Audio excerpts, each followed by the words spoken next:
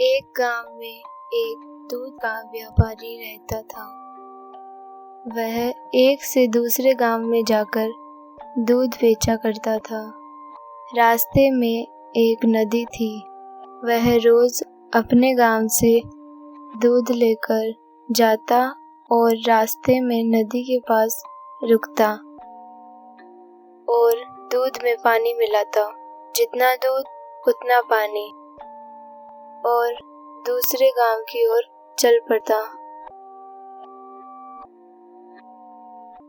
वहीं पर एक पेड़ पर एक बंदर बैठता था, जो उसे रोज ऐसा करते देखता था।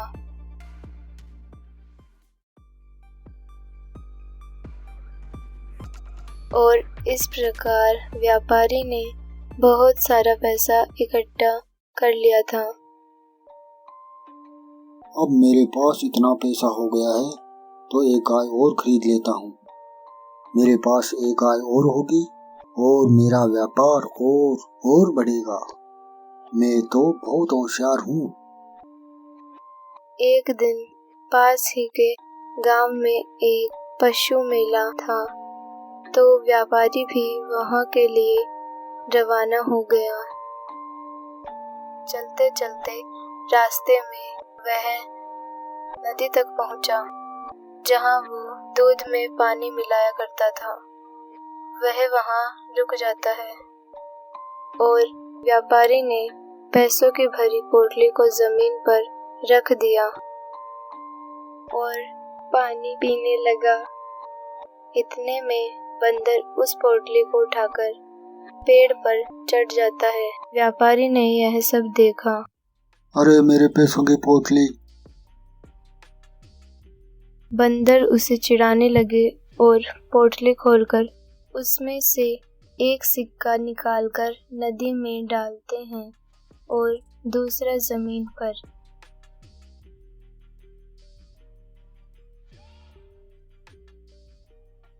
इस तरह से उसने सारे सिक्कों को आधे नदी में और आधे जमीन पर डाल दिया।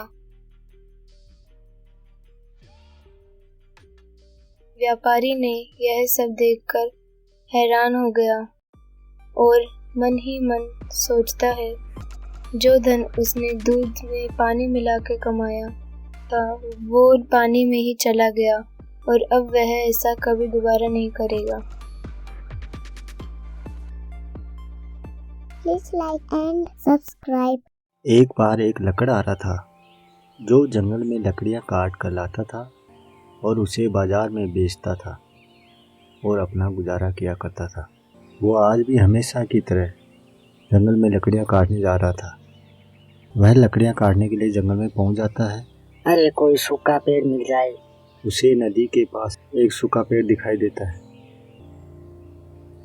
अरे ये रहा सूखा पेड़, मुझे उसके पास जाना चाहिए। और वो लकड़ियां काटने लगता है। उसकी कुल्हाड़ी उसके हाथ से छूटकर नदी में गिर जाती है। वह पेड़ से उतरकर नदी के किनारे बैठ जाता है और रोने लगता है। अरे मेरे पास तो एक ही कुल्हाड़ी थी, मैं अब कैसे लकड़ियां काटूंगा और कैसे अपना पेट भरूंगा। कुछ ही समय के बाद नदी में से एक देवी प्रकट होती है और पूछती है, क्या हुआ, तुम रो क्यों रहे हो? मेरे पास एक ही कुल्हाड़ी थी, वो भी इस नदी में गिर गई है। अब मैं कैसे गुजारा करूंगा? देवी यह सुनकर और एक कुल्हाड़ी अपने हाथ में लिए हुए प्रकट होती है, जो कुल्हाड़ी सोने की होती है। देवी माँ कहती है, क्या ये कुल्हाड़ी तुम्हारी है? वह उस सोने की कुल्हाड़ी को देखकर बोलता है, नहीं देवी माँ, ऐसी कुल्हाड़ी तो मेरी नहीं है। देख लो, यह कुल्हाड़ी सोने की तरह चमक रही है। कहीं यह तुम्हारी कुल्हाड़ी तो नहीं है? नहीं नहीं माता, ये मेरी कुल्हाड़ी नहीं है। देवी माँ फिर से नदी में जाती है और इस बार कुल्हाड़ी चांदी की थी। क्या यह कुल्हाड़ी तुम्हारी है? नहीं देवी माँ, ये कुल्हाड़ी भी मेरी नहीं है। देख लो एक बार फिर ध्यान से, कहीं यह चांदी की कुल्हाड़ी तुम्हारी तो नहीं? नहीं नहीं माता, ये कुल्हाड़ी भी मेरी नहीं है। देवी फिर से नदी में जाती है और इस बार लोहे की कुल्हाड़ी लेकर प्रकट होती है। क्या ये कुल्हाड़ी तुम्हारी है? लकड़हारा इस बार खुशी से झूम उठा। हाँ हाँ माता, ये कुल्हाड़ी मेरी है। देवी माँ उस लकड़हारे की ईमानदारी से प्रसन्न होती है और कहती है, तुम बहुत ईमानदार हो। मैंने तुम्हें सोने और चांदी की कुल्हाड़ी दिखाई, पर तुमने लालच न करते हुए तुम्हें तुम्हारी कुल्हाड़ी ही मांगी, इसलिए तुम्हें ये सोने और चांदी की कुल्हाड़ी भी देती हूँ। इसे भी तुम रखो, ये तुम्हारी ईमानदारी का इनाम है। यह कहकर देवी माँ अदृश्य हो जाती है। इस तरह से उस लकड़हारे को उसकी ईमानदारी का इनाम मिल जाता है। इसीलिए हमें हमेशा अपना कार्य ईमानदारी से करना चाहिए।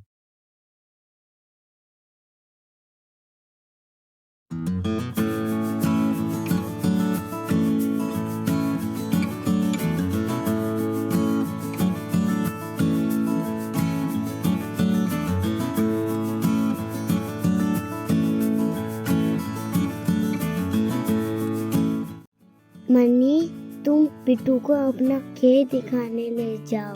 बिट्टू ने अभी तक अपना खेत नहीं देखा। तुम जब वापस आओगे तब मैं तुम्हारे लिए पकवान बना के रखूंगी, तुम आते ही खा लेना।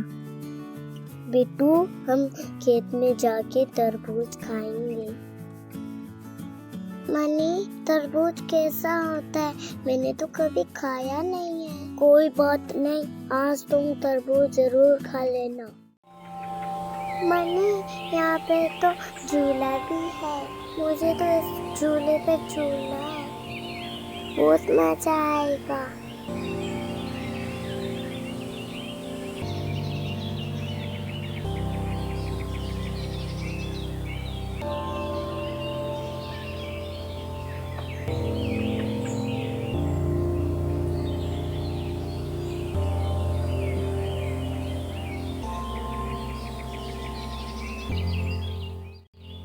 आओ बिट्टू, मैं तुम्हें झूला झूलाता हूँ। बिट्टू, तुम झूले को सही से पकड़ना, गिर मत जाना।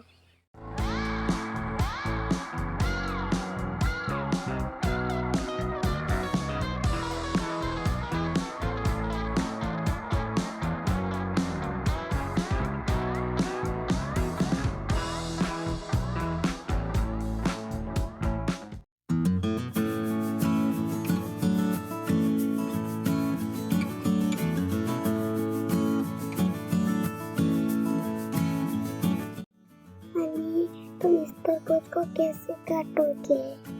हम इसे कैसे खाएंगे?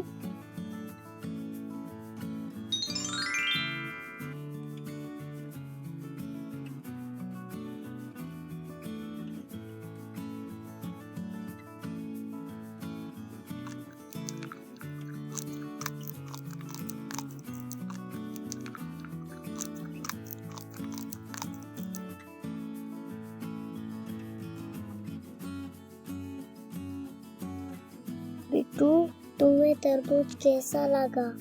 मनी, तरबूज तो बहुत मीठा था, खा के मजा ही आ गया। बिट्टू, अब घर चलते, मम्मी ने पॉपकॉर्न बना लिए होंगे। अरे वाह, घर जाके पॉपकॉर्न खाएंगे।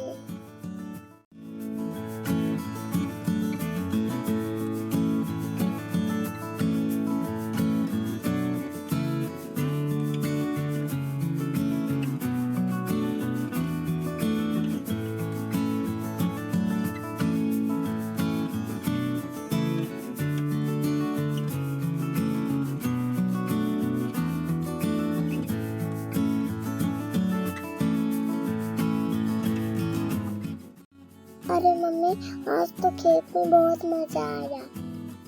वहाँ पे मैंने एक तरबूज खाया, वहाँ पे एक झूला भी था।